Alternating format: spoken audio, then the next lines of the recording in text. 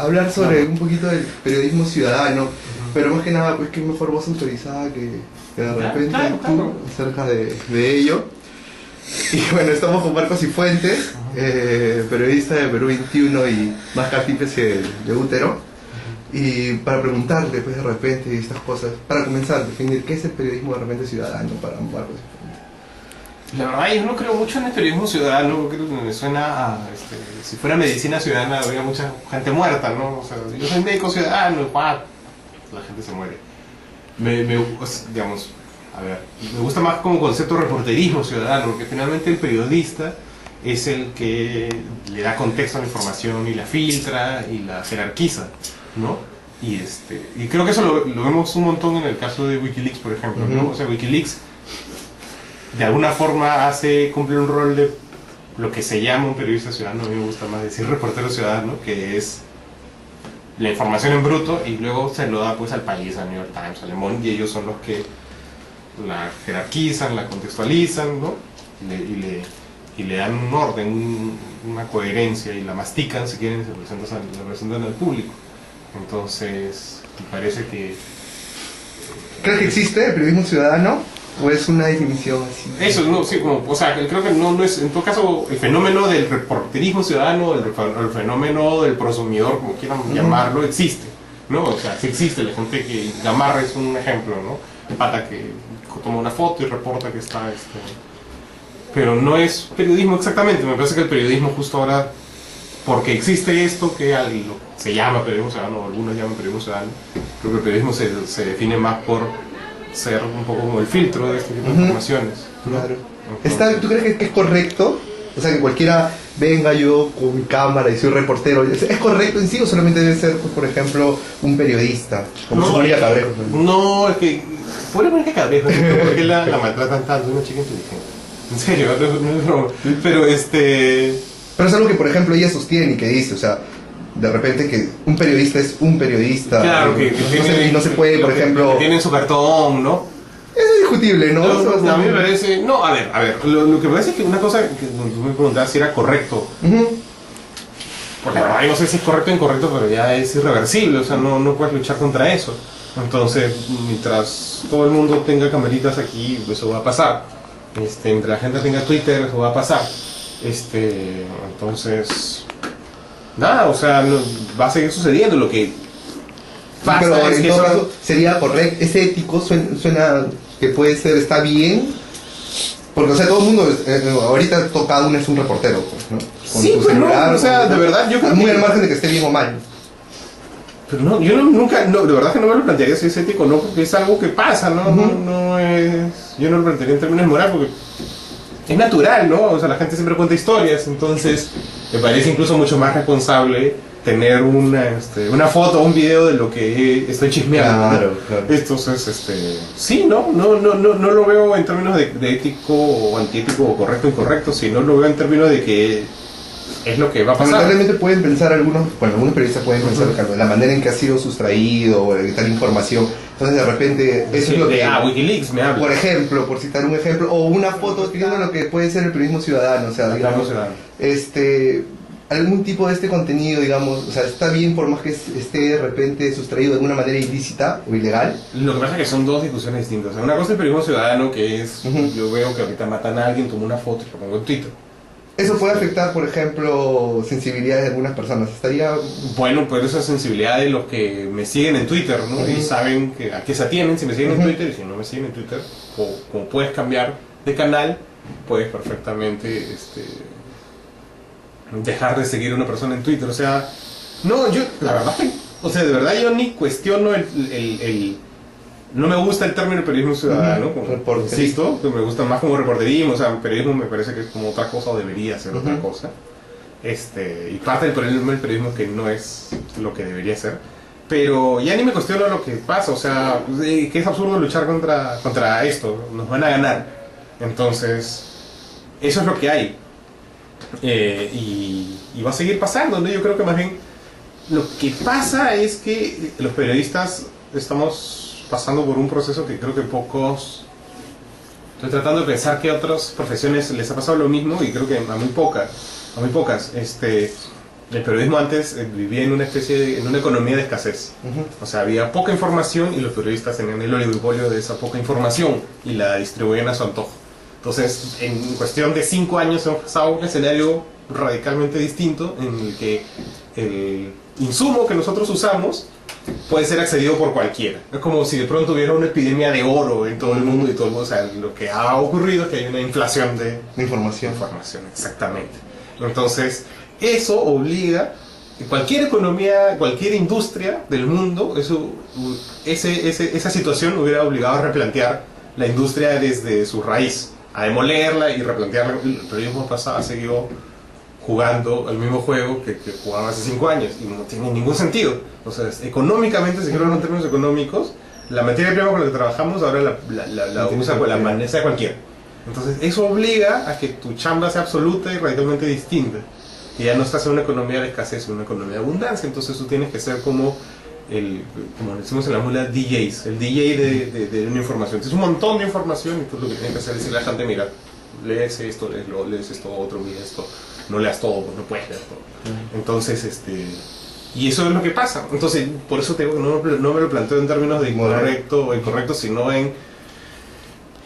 No, o sea, es como si de pronto... Ya pasó, ya. Ya pasó. Es como si ahorita empezara a llover oro, ¿no? Eso es exactamente lo mismo que está pasando. Entonces, ¿no? ¿crees que, o sea, ahí digamos, la actuación principal del periodista es filtros netamente de este tipo de informaciones? Filtro, jerarquización, contexto. Exactamente lo que están haciendo estos diarios con Wikileaks, ¿no? O sea, que se están portando bien, se están portando a la altura, ¿no? Tienen 250.000 cables, entonces empiezan a filtrar, empiezan a poner el contexto, empiezan a jerarquizar. Esto es importante, esto solo es chisme. Está bien, ese es exactamente lo que hay que hacer, ¿no? Y cuéntanos un poquito ya, de repente, ¿cuál es la diferencia de repente en este tipo de reportajes, digamos, de televisión o este tipo de periodismo? Ya que de repente cuando estabas en algún canal, en la ventana, y a diferencia de cuando tenías estas cosas que en útero, por ejemplo, ¿qué es lo que como periodista tú encontrabas totalmente diferente? Es una buena pregunta. Pues la verdad es que no mucho. O sea, al final la práctica de hacer periodismo va a seguir siendo la misma, ¿no? Solo que tienes que trabajas en un contexto distinto. Más suelto un poco de repente. No más suelto, sino que trabajas en un contexto distinto. O sea, por ejemplo, en un medio de comunicación eres parte de un medio, eres parte del oligopolio.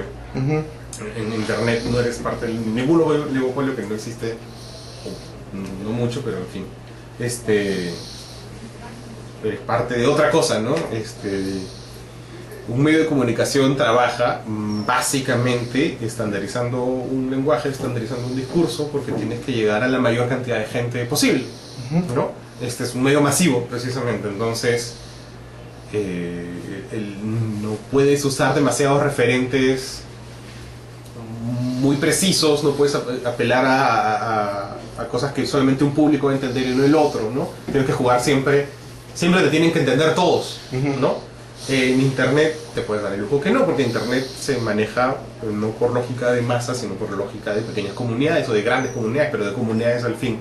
Entonces las comunidades manejan los mismos referentes. Entonces, yo me puedo dar el lujo de hacer citas sobre un anime o comparar a alguien con McLovin, ¿no? Y entonces yo sé que eso va a hacer que alguna gente se identifique y además hacer, y eso es lo importante en general de estas comunidades de internet, hacer que crezca la identificación que el público tiene contigo, que finalmente para eso está en internet, si no vería el discurso pasteurizado que se ve en los medios, ¿no? Un discurso más pasteurizado que no digo que esté mal, pero ¿qué es lo que es? O sea, es lo que con lo que ellos tienen que trabajar y cómo se trabaja.